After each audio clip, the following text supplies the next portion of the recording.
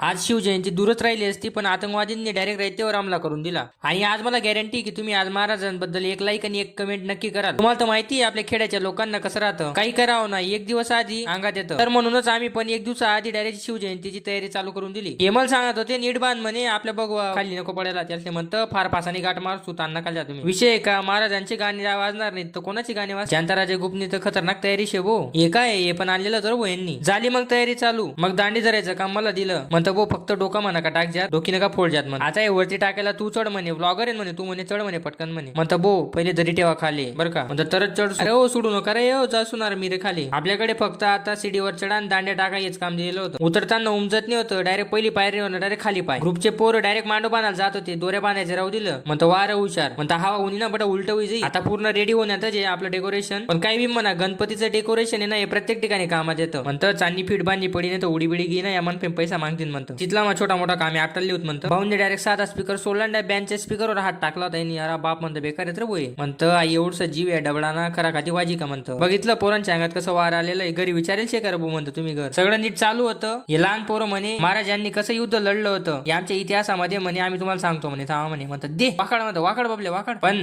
Part 2 लवकरच येईल, तोपर्यंत फॉलो करून ठेवा.